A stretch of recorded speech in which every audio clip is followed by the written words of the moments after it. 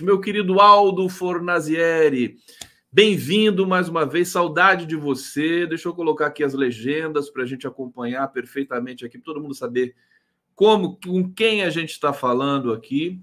O Aldo Fornazieri, que é doutor em ciência política pela USP, foi diretor acadêmico e agora voltou a ser o diretor acadêmico da Fundação Escola de Sociologia e Política de São Paulo, a FESP, São Paulo, onde é professor, autor de Liderança e Poder.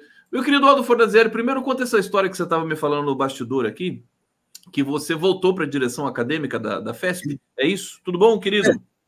Bom dia a todas e todos. Bom dia, Conde. Prazer estar aqui.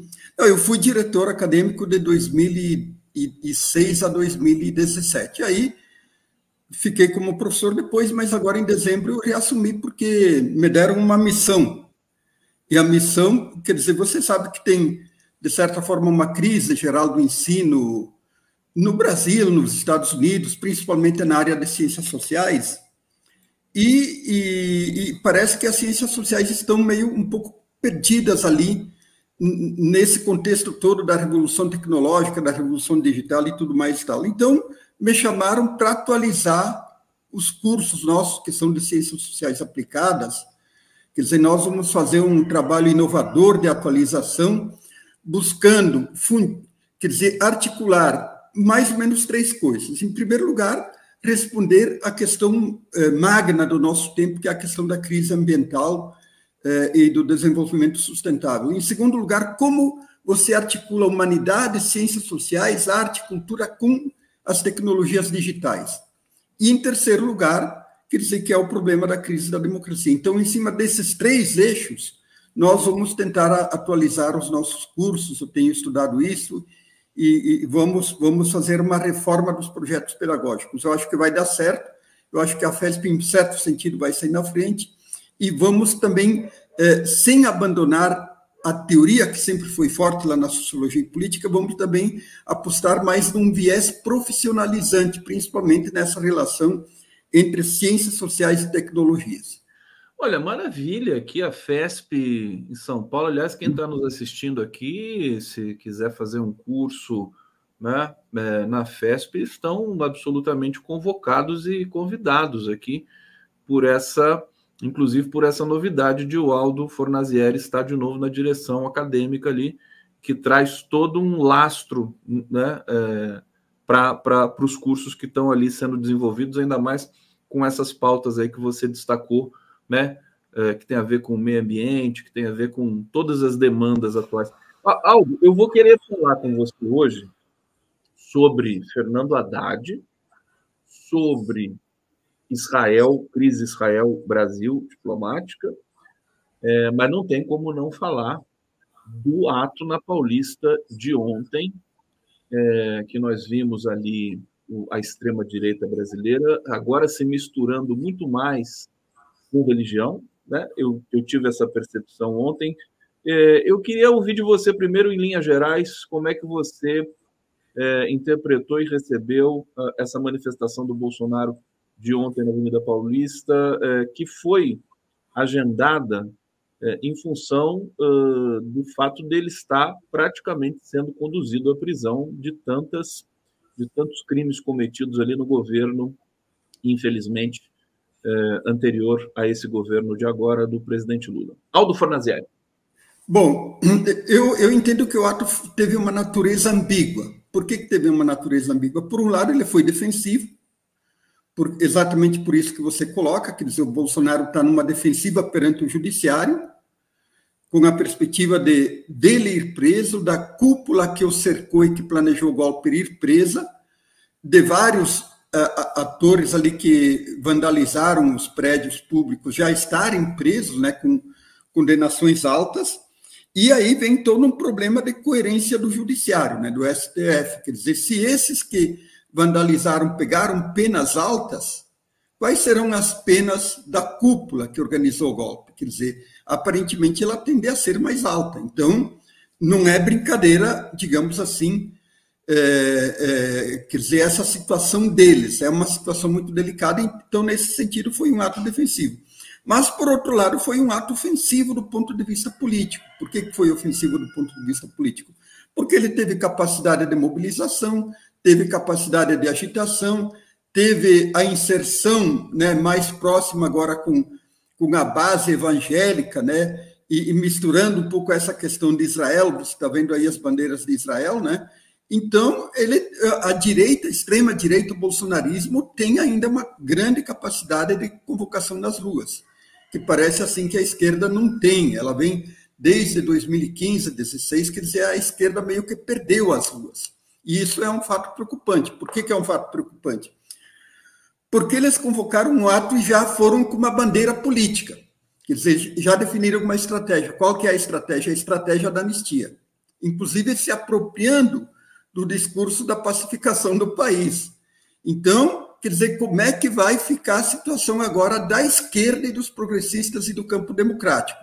Sabendo que o Congresso é conservador, quer dizer, eu acho que eles vão fazer uma pressão muito grande sobre o Congresso para que seja aprovada uma anistia, coisa que, de forma absoluta, o campo progressista, o campo democrático e as esquerdas podem aceitar, porque nós sabemos onde dão as anistias, dão na impunidade e na perspectiva da manutenção desse imbróglio todo da pronunciamento político eterno dos militares aqui no Brasil. Aldo, mas você não acha que a comparação, por exemplo, com a tomada de ruas da extrema-direita com a esquerda brasileira, ela é um pouco assimétrica? No seguinte sentido, vou explicar e quero saber se você concorda com essa leitura.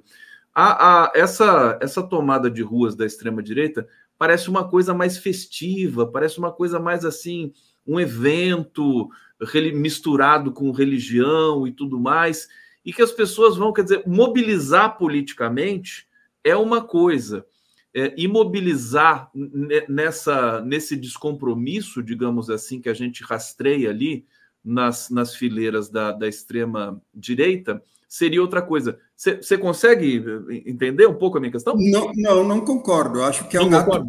Não concordo. Nós temos que ser realistas em política e ver a força que ele tem, porque, por exemplo, a mesma base do Trump nos Estados Unidos é uma base evangélica e é uma força política organizada que a esquerda não tem. Antigamente, como é que a esquerda mobilizava? Pelos sindicatos. Os sindicatos não têm mais força. Então, qual que é a direita tem uma base social, territorial organizada e em instituições, que são as instituições dos evangélicos, das igrejas evangélicas. É uma potente força mobilizadora. E ela tem uma natureza política, porque eu penso que a esquerda ainda não entendeu qual que é a natureza da extrema-direita. A extrema-direita ela não é só um problema do descompasso da globalização que não deu certo, que deixou gente à margem das estradas e assim por diante. A extrema-direita ela se estrutura em cima de valores. E a esquerda deixou de disputar a hegemonia. Quer dizer, toda a teoria do Olavo de Carvalho, da disputa de hegemonia em torno do marxismo cultural, quer dizer, eles estão ganhando essa batalha. E se você for ver, a esquerda não está falando muito em valores, ela está numa defensiva em torno de valores. São valores extremamente conservadores. Essa mistura com Israel não é por acaso, porque ali está o núcleo constitutivo do conservadorismo da extrema-direita em torno da Bíblia e de Israel antigo. Eu vou fazer o papel, então, de advogado do Bolsonaro aqui com você, meu querido Fernando, para não dizer diabo, né? Você é advogado do Bolsonaro. Porque é o seguinte, muita gente comentou, ontem eu participei intensamente da cobertura desse ato na Paulista, com vários debates, com transmissões, com reflexões, com várias tendências de pensamento também. E o que ficou assim um pouco claro para mim é que há uma ambiguidade, como você disse, no sentido de saber se a extrema-direita tem toda essa força mesmo e se a esquerda tem toda essa fraqueza mesmo. Por exemplo, um dos argumentos que apareceram é que a campanha do presidente Lula, vitoriosa em 2022, ela arrastou milhões nas ruas, né? Inclusive, a comemoração da vitória foi ali na Paulista, com pelo menos 500 mil de pessoas ali os comícios, né? Na Bahia levou 1 milhão de pessoas. A gente fica falando em milhão, quantidade. A pergunta que eu queria deixar para você, a reflexão que eu queria que você fizesse é: a esquerda não está tão mal assim, digamos, de aglutinação, e se a gente lembrar da campanha de 2022? Mas veja o seguinte, você tem que distinguir o que é uma campanha eleitoral do que são mobilizações políticas. Durante todo o governo Bolsonaro, Bolsonaro fez mobilizações políticas, 7 de setembro, outros eventos e assim por diante, que eram fora da campanha eleitoral. Esse evento foi fora da campanha eleitoral. Veja o seguinte, aconteceu uma tentativa de golpe dia 8 de janeiro do ano passado. Quais foram as grandes mobilizações que aconteceram? Nada. Então você tem que distinguir os fenômenos. E essa capacidade mobilizadora do Bolsonaro, ela vem se mantendo ao longo do tempo, né? Então, isso é muito preocupante, quer dizer, essa desmobilização de rua das esquerdas, fora o fato de que, do meu ponto de vista, ainda a esquerda enfrenta graves problemas de disputa nas redes sociais, na política, na tecnopolítica, na política digital e assim por diante. Então, eu acho que é preocupante, porque se crescer esse movimento pela anistia, como é que a esquerda vai fazer? Ela tem capacidade de mobilização ou ela vai ficar na defensiva? Quer dizer, essa é a pergunta que tem que ser respondida agora, porque a direita definiu uma estratégia, que é a estratégia da anistia. E se apropriando do discurso da pacificação, que em parte o Lula tentou se apropriar e não conseguiu viabilizar. Mas não é um pouco caricato, quer dizer, você imaginar a extrema-direita querendo defender o Estado Democrático de Direito? Aliás, pois é, muitos desses ali também, né, Conte, então, esse é todo o problema da comunicação e da retórica e da disputa pela hegemonia. Nós estamos disputando a hegemonia. Quer dizer, qual foi o grande trabalho em cima da democracia e do Estado Democrático de Direito que foi feito após o 8 de janeiro? Foi tudo meio esparso, sem estratégia, sem uma comunicação clara, definida e assim por diante. Quer dizer, nós temos que trabalhar, disputar a hegemonia em torno de valores, dos valores da democracia, o que é o Estado de Direito, o que é a contra a tortura. Quer dizer, em parte ali agora estão imputando ao governo o apoio ao terrorismo. Quer dizer, que disputa está sendo feita em torno disso? Vamos aprofundar um pouco mais esse debate. Temos muito ainda para discutir aqui no nosso programa, no 11 News. Eu quero agradecer a presença massiva aqui, o público cada vez maior, canal do Conde na TVT, e estamos esperando os comentários, perguntas, críticas, sugestões de vocês. Por favor, deem um like na nossa transmissão, inscreva-se em nosso canal e eu vou para o bate-papo aqui trazer 3 comentários, Aldo. A Maria Aparecida Coimbra Peixoto está dizendo: o ato de ontem, segundo avaliações dos petistas raiz, foi grande, muito grande. Pois é, nós temos avaliações para todos os gostos também desse ato. Davi Pires: o que manda é o voto na urna. Bolsonaro, com a máquina na mão, infringiu as leis e ainda perdeu a eleição. Soraya Tagana: gado patrocinado, dinheiro jogado nas caravanas, esquerda não tem trízimo para pagar povo nas ruas. Nós vamos pela vontade. Outra questão importante, Aldo, é assim, saber se esse ato mudou a condição do Bolsonaro de investigado e de, enfim, sujeito prestes a pertencer ao sistema carcerário brasileiro. Muita gente dizendo também que não mudou nada, né? Fez o ato, mas ele continua sendo investigado. Inclusive, a PF está soltando hoje a informação de que vai usar a declaração dele sobre a minuta do golpe, né? Aquele estado de defesa, estado de sítio, para saber se ele tinha consciência daquele documento, que poderia também incriminá-lo no sentido de que ele conspirou para aplicar um golpe no Brasil. Queria sua visão sobre essas questões, por favor. Eu acho que não mudou e não deveria mudar. Agora, sabe como é que é política? Os tribunais superiores são tribunais de natureza política. Quer dizer, como é que eles vão se comportar se desencadear um movimento de rua pela anistia e pela reconciliação do país? Quer dizer, é um problema. Então, eu acho que não mudou, por enquanto não mudou, e eu, do meu ponto de vista, não deveria mudar, porque eu sou contra a anistia. Quer dizer, nós devemos ser contra a anistia. Agora, se criou um imbróglio político, vamos ter que acompanhar, e por isso que eu manifestei a minha preocupação antes. Qual que é a estratégia da esquerda perante isso? Qual que é a estratégia do governo? Qual é a estratégia do campo democrático? É isso que tem que ser respondido agora, porque não dá para ficar achando que eles vão brincar em serviço, quer dizer, eles já demonstraram que não brincam em serviço, quer dizer, e principalmente no momento de certo desespero, com a possibilidade de prisões, de cadeia e tudo mais tal, eles tendem a ir para a ofensiva. Perfeitamente. Estamos aqui com o Aldo Fornazieri, está chegando mais comentários aqui para a gente colocar na tela. Tereza Cristina Rodrigues Ribeiro, é mais fácil juntar gente quando são pagos para isso. Outras questões suscitadas. Mas veja o seguinte, Conde. Diga. Não dá para ir por esse tipo não, de... Isso eu também acho, não adianta. Tudo bem, mas eu quero chamar a atenção das pessoas que não dá para ir pelas evasivas, senão a gente não se estrutura numa estratégia, senão a gente não age e não enfrenta o problema real, que é essa capacidade mobilizadora da direita. Perfeitamente. Outra questão que foi suscitada ali no desdobramento, né, desse ato na Paulista, Aldo, é o fato de, por exemplo, o Malafaia, né, atacar o Alexandre de Moraes, atacar o STF, e ele atacou de fato, e ainda disse que não tinha medo de ser preso.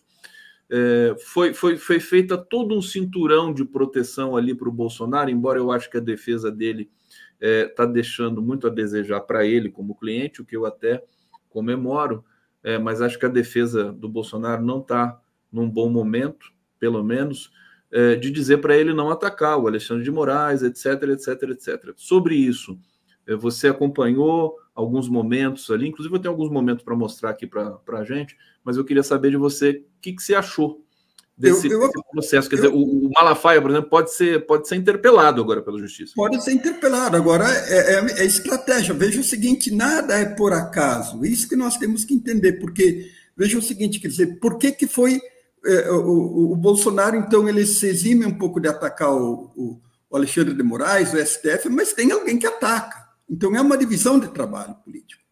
Quer dizer, nós não podemos pressupor que atos desse tipo são meramente manifestações espontâneas, são manifestações estratégicas. Então, tem uma estratégia articulada ali. O ataque que o Malafaia fez ao STF foi pesado. O Alexandre de Moraes chegou a dizer que ele tem as mãos sujas de sangue. E isso repercute é uma retórica persuasiva. Então, ou nós entendemos que os atos de fala são estratégicos e não são espontâneos, ou não sabemos o que estamos fazendo em política. Essa é uma linha realmente que ontem também, nos debates que eu moderei, né, que eu conduzi pelas redes, apareceu muito. Quer dizer, a esquerda tem que dar uma resposta a isso, né, Aldo? Acho que é isso que você está colocando. Tem que dar uma resposta, evidente. Tem que se colocar. Inclusive uma não parece, desculpa, não parece que ela está muito preocupada com isso? Eu estou enganado? Eu acho que não tem uma estratégia definida. Eu acho que as pessoas, pelo que eu vi e pelo que eu acompanhei em redes aí, a esquerda, as pessoas estão preocupadas. Agora, alguém tem que definir a estratégia, seja o PT, o governo, sei lá quem, alguém tem que definir uma estratégia. Não adianta ficar soltando palavras dispersas no ar. Talvez as eleições municipais sejam o grande teste para a gente ver como é que essas coisas vão se desdobrar daqui para frente. Deixa eu trazer uma coisa que me intrigou bastante, Aldo, foi o volume de bandeiras de Israel na manifestação. Eu vou colocar de novo aqui na tela para a gente ver. Tinha mais bandeira de Israel do que bandeira do Brasil. O que isso quer exatamente dizer? Quer dizer, justamente no momento em que tem uma crise Brasil-Israel e tudo mais, as pessoas nem sabiam porque estavam colocando bandeira de Israel ali, mas sabiam que era para, digamos, consolidar essa polarização entre Lula e Bolsonaro. O que você pode dizer para a gente sobre isso? Não, tem toda uma conjuntura. Agora, essa conjuntura da guerra de Gaza e tudo mais e tal é um pouco um epifenômeno do problema de fundo, que é o problema ideológico. A gente vem falando há tempo que toda a matriz estruturante da esquerda, da extrema-direita atual, ela está em Israel, pela extrema-direita de Israel, que vai para os Estados Unidos e estrutura os evangélicos norte-americanos, e chega no Brasil estruturando o pensamento conservador e retrógrado dos evangélicos brasileiros. Quer dizer, nos Estados Unidos se usa a ideia da Jeremias. O que é uma Jeremias? É um discurso baseado no Jeremias, né? Quer dizer, só que tem duas Jeremias. Nos Estados Unidos tem uma conservadora, tradicionalista, e uma progressista, que era expressa pelo Obama, que vem lá do Martin Luther King, do Lincoln e assim por diante. Então, veja o seguinte, qual que é o problema de fundo? O problema de fundo é que eles acham que nós temos que reviver os valores da Bíblia antiga, do Antigo Testamento hoje. Quer dizer, toda a questão das mulheres, da política de gênero, do homossexualismo, todas essas questões, a família, Deus, ela está estruturada no Antigo Testamento, são estratégias políticas. Eu tenho estudado isso, estou quase terminando um livro aí, Moisés, o Profeta Armado. Então, essa é a matriz da extrema-direita hoje. Se a esquerda não entender isso, ela, inclusive, não vai entender por que nesse momento de crise entre Israel e Palestina vão tantas bandeiras assim, porque ali é a estrutura do pensamento evangélico conservador que se articula com a extrema-direita. Então, por isso, e evidentemente que havia também um elemento da política interna aqui, de fazer uma disputa contra Lula, por conta de todo o episódio ali da declaração e tudo mais e tal. Houve uma leitura também, Aldo, do seguinte, de que o bolsonarismo, né, essa extrema-direita, fascismo, seja lá como a gente classifique, nomeie, agora tá embicando para o messianismo, porque o discurso da Michelle Bolsonaro, inclusive, foi cheio de citações de Bíblia e tudo mais. Já era. Já era. Você acha que não pode ficar mais? Era. Durante a campanha, quer dizer, nós vimos, durante todo o mandato do Bolsonaro foi isso, gente. Então não dá para se enganar. Ou nós percebemos o que está se estruturando, se articulando, ou cada dia vemos uma coisa nova, que tem que perceber a realidade como ela é, gente. Aldo Fornazieri aqui no 11 News, pedindo para todos vocês aqui, eu estou pedindo para vocês darem um like e participarem aqui do nosso bate-papo com superchat. Você pode não fazer superchat também, mandar sua pergunta, que eu vou tentar encontrar aqui no nosso bate-papo, que recebe milhares de perguntas durante o programa. Aldo, a organização do movimento, do ato do Bolsonaro, dizia que esperava 700 mil presentes. O dado da USP, técnico de medição ali, na Avenida Paulista, que é muito consolidado, né, e rigoroso, trouxe o pico de 185 mil pessoas por volta das 15 horas. Pergunta que eu te faço, evidentemente que foi um evento grande, mas eles costumavam levar mais gente, né, em outros momentos. Isso pode ser caracterizado como digamos, um fracasso da manifestação? Não acredito. Seja lá se foi 180 mil, 200, 600 mil, como disse a Polícia Militar, quer dizer, foi um ato grande. Quer dizer, esse é o fato. Foi um ato grande, repercutiu como um ato grande, um ato de força, e não dá para... Veja o seguinte, Conde, é impressionante como o pessoal tenta encontrar desculpas para eventos que não são adversos. Não dá para ser assim.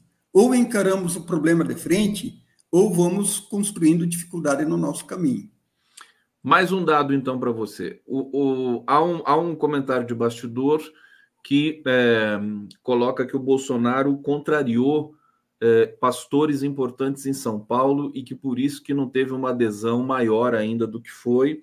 E a explicação é que o Malafaia é um pastor do Rio de Janeiro, ele organizou esse ato na Paulista, e os pastores de São Paulo, que têm as suas operações em São Paulo, Edir Macedo, Estevão Fernandes, R.R. Soares, não foram sequer convidados, e a gente sabe que existe também uma disputa muito grande entre as igrejas evangélicas. Sobre isso, o que você pode dizer para a gente? Isso é significativo, porque ali, então, a esquerda, o governo, eles deveriam definir uma estratégia de articulação com rachas dentro do campo evangélico, mas agora o Feliciano estava lá, né? Então, quer dizer, tem uma ambiguidade. Agora, o que eu não percebo ao longo do tempo é uma estratégia eficaz da esquerda para a disputa do campo evangélico. Evidentemente que tem um setor que vota, de evangélicos que vota no Lula, ele é significativo e assim por diante. Agora, tem que ter uma estratégia mais definida, até porque, quer dizer, a previsão é de que em 1930 os evangélicos vão, 2030 os evangélicos vão ser 50% da população brasileira. E se esse campo conservador continuar se estruturando, evidentemente que ele vai ter esse fenômeno todo do crescimento dos evangélicos vai ter uma repercussão política cada vez maior no Brasil, inclusive em eleições. Então, não é brincadeira isso. Não é brincadeira, assim como a questão ambiental não é brincadeira, o crescimento dos evangélicos não é brincadeira no Brasil. E o crescimento da participação deles na política também. Na política, agora, o momento para se disputar... Quer dizer, você viu, só um pouquinho, você viu ali o IBGE, quantos templos tem no Brasil? Quer dizer, a principal organização de disputa de hegemonia territorial no Brasil hoje são os evangélicos. E não parece que a esquerda quer disputar esse espaço. Parece que não. Agora, o momento seria bom, né, para a esquerda disputar. Seria bom, exatamente, eu acho. Concordo. Você tem tensões ali, dissensões. Uhum. O momento agora é bom. Ana Lúcia Ferreira está aqui, concordo com o senhor Aldo, tem que perceber o que esses movimentos de extrema-direita são importantes e devem ser bem analisados pela esquerda, PT, PSOL, etc., senão vamos perder novamente em 2026. Vamos ver um pouco, então, o desdobramento. Você mora em São Paulo, já participou muito intensamente das eleições e de governos em São Paulo. Meu querido eleições, Aldo. De governos não. De governo não? Você não participou do governo Haddad? Não, eu fiz o programa de governo dele, mas dentro de um pacto que eu não iria para o governo. Eu achava que você tinha participado. Não. Você fez o programa de governo, tá aí. Ele só fez o programa de governo do Fernando Haddad. Que você acha? Como é que você acha que está colocado o cenário pré-eleitoral aí para as eleições municipais? A gente está vendo algumas pesquisas pipocando agora em que o Ricardo Nunes já está ali empatado com o Guilherme Boulos. Pode falar alguma coisa para a gente nesse sentido? Quer dizer, a própria chegada da Marta, faz tempo que eu não converso com você, eu não sei o que você falou a respeito da refiliação da Marta Suplicy no PT. Não, eu nem falei nada, mas eu acho assim que foi uma estratégia do Lula, né? Ele montou uma chapa para tentar ganhar, evidentemente. Quer dizer, nós podemos ter as nossas restrições, a Marta, toda a conduta política que ela teve e tal.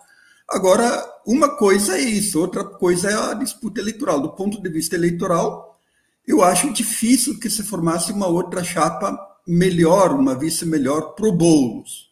Então, são duas considerações. Eu vi que muita gente do PT criticou a volta da Marta, queriam colocar sob júdice e assim por diante, mas, quer dizer, é do jogo político. Acho que ela se equivocou ali do impeachment em vários momentos, atacou fortemente o PT, mas, quer dizer, ali foi uma decisão do Lula, né? Então, do ponto de vista eleitoral, eu acho que foi uma boa equação. Agora, nós temos que ter consciência que é muito difícil ganhar essa eleição aqui, né? Então, qual que é a estratégia? A estratégia da polarização? Não sei, eu tenho dúvidas sobre essa estratégia. Se é a polarização, pode abrir um espaço para Tabata Amaral? Não sei, quer dizer, são questões... O prefeito está muito mal avaliado, né? Mas agora parece que ele está crescendo, quer dizer, então, vamos ver o que vai acontecer. Agora, o que se diz, Aldo, é que o que se diz e o que se constatou é que na Grande São Paulo o Bolsonaro tem um teto relativamente baixo. Ele perdeu para o Lula, o Tarcísio perdeu para o Haddad em 2023 e 2022, né? Então, São Paulo é um certo problema, né? Agora, o Boulos foi bem votado em 2020, né? Eu acho que com a Marta aí ele entra mais na periferia, porque ele tem uma boa inserção na classe média. Então, a chapa, eu acho que ela está bem estruturada. O que me preocupa é a estratégia de campanha. Eu acho que a estratégia de campanha ela tem que se centrar com bons programas, resolvendo os problemas do cidadão de São Paulo. Você está fazendo uma crítica àquela ideia de que levar o cenário nacional para São Paulo pode ser uma armadilha, mas acho que é incontornável, né, o Bonazieri? É incontornável, mas tem que ter sabedoria. Por exemplo, eu coordenei o programa de governo do Haddad em 2012 e nós centramos a campanha nos problemas da cidade. Ele ganhou. Claro. Então, eu acho que tem que se considerar isso. Agora, evidentemente, que você tem que fazer mediações. Mas qual que é a prioridade? Qual que é o eixo da campanha? Para mim, o eixo da campanha são os problemas do cidadão de São Paulo. Tá aí. E eu acho que o Boulos, inclusive, você viu a performance do Boulos no Carnaval de São Paulo, quer dizer, em contraste com a do Ricardo Nunes, que foi vaiado na avenida, né? O Boulos estava lá no meio do povão dançando. Eu acho que isso retrata, né? Expressa a conexão que o Boulos tem com o cidadão de São Paulo. Aliás, o Ricardo Nunes também tem conexões perigosas com Michel Temer, com Porto de Santos, né? Tudo isso vai aparecer na campanha, né, Aldo? Tudo isso tem que aparecer, né? Mas o que define eleições são conjunturas, não são esses problemas secundários, né? São as estratégias. Qual que é o eixo central de uma campanha, a estratégia central, ela está acertada, não está acertada, a conduta dos candidatos, a astúcia, tudo mais tal, são uma série de ingredientes, não é um fator único. Aldo Fornazieri aqui trazendo a sua lucidez para analisar os fatos do país, da cena política. Fernando Bai está dizendo aqui, só entende uma linguagem. Será que isso não poderia ser dito para a esquerda também? Aqui agora estou pegando um pouco de carona aqui na crítica sempre muito forte do próprio Aldo Fornazieri. Clênio Souza, o PT não está preparando vereadores em lugar nenhum. Você tem acompanhado, Aldo, alguma movimentação do Partido dos Trabalhadores aí para as eleições municipais? Tenho, até porque a gente está conversando lá com a Fundação Perseu Abramo, eventualmente, não tanto para a questão dos vereadores, mas eles estão muito preocupados com até eu coordeno na FESP um curso que se chama Estratégia e Liderança Política, um curso de pós-graduação digital, online e ao vivo, e convido as pessoas para conhecerem o curso.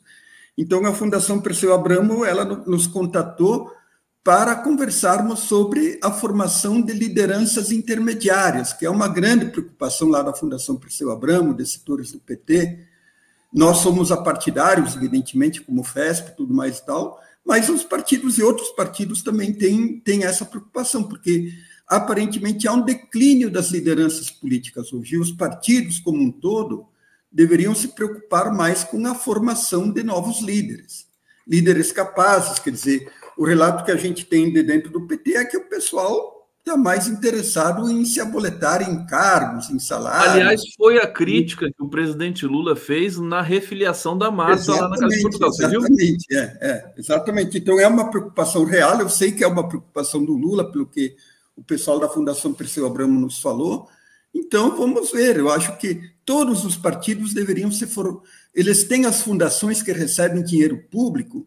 Eu acho que os partidos deveriam investir mais esse dinheiro público, que, por lei, é destinado às fundações partidárias, para formar novos líderes. Aldo Fornazieri, a gente está chegando no final aqui do bloco com o meu querido Aldo Fornazieri. O Zé Genuíno já está aqui no bastidor. Já põe ele ali que eu quero dar um... Você quer dar um oi para ele, né? Que eu estou sabendo disso. Então, olha só. Trabalhei com o Genuíno aí. Zé Genuíno com Aldo Fornazieri. Que dupla! Bom dia, Conde, bom dia, Aldo. É um prazer te ver, falar com vocês. O prazer é meu. Vamos que vamos. Precisamos fazer uma agitação aí para não deixar o campo das ruas entregue para a extrema-direita aí, para o bolsonarismo. É isso aí, Aldo, é isso aí. Então, estamos no mesmo rumo. Quer fazer uma pergunta para o Aldo aí, para a gente se despedir dele? Eu estou só ouvindo aqui as lições. O Zé congelou aqui. Um bom analista. Cadê o Zé? E aí? Quer fazer? Quer fazer uma pergunta para o Aldo? Eu estou só ouvindo ele, pode deixar. Fala. Você está ouvindo? Então deixa que eu faço. Eu já está aqui na sequência. Eu queria que você falasse do Haddad. Aliás, nossa desejo de melhoras aí para o Haddad, que pegou Covid agora, né? Espero que não seja nada grave. Mas ele está trabalhando muito, você é muito próximo, conhece muito bem o Fernando Haddad. Nós tivemos uma boa notícia de uma arrecadação recorde em janeiro.